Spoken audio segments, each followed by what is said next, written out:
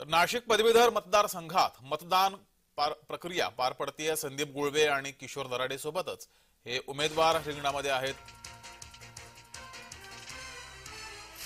नाशिक मतदारसंघात एकूण 21 उमेदवार हे रिंगणात आहेत। मात्र संदीप गुळवे किशोर दराडे यांच्यामध्ये थेट लढत आहे। येथील आढावा घेतलाय आमचे प्रतिनिधी जुगल पाटील यांनी। पाहूया। लोकसभा निवडणूक पार पडल्यानंतर विधानसभा निवडणुकीची प्रतीक्षा असताना आज नाशिक पदवीधर मतदारसंघाची मतदान प्रक्रिया ही जळगावमध्ये पार पडत आहे। आम्ही जळगावातील रावसाहेब रुच्चन महाविद्यालयाच्या या मतदान केंद्रावर या ठिकाणी आहोत।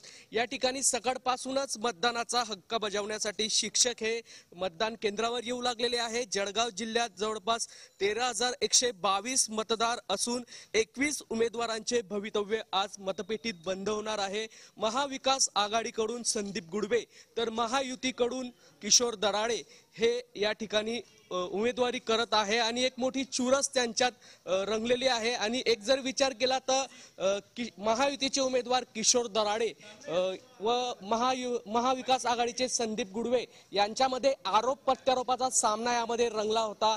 मुख्यमंत्री एकनाथ शिंदे यांच्या सभेनंतर शिक्षकांतर्फे पैसे वाटपाचा व्हिडिओ शिवसेना ठाकरे गटाच्या नेत्या सुषमा अंधारे यांनी ट्विट केल्यानंतर संपूर्ण राज्यामध्ये हे वातावरण तापलेले आहे। आणि आज त्याच पार्श्वभूमीवर जळगावामध्ये ही मतदान प्रक्रिया पार पडत आहे। आज कडेकोट पोलीस बंदोबस्त या मतदान केंद्रावर तैनात करण्यात आला असून सकाळपासूनच मतदानासाठी शिक्षकांचा मोठा उत्साह या ठिकाणी दिसत आहे। जवळपास 21 जळगाव जिल्ह्यातील 21 मतदान केंद्रावर ही मतदान प्रक्रिया आज पार पडत असून 13,122 मतदार या मतप्रक्रियेसाठी आलेले आहेत। आणि एक जर विचार केला तर सकाळपासूनच मतदान प्रक्रिया ही पार पडत आहे।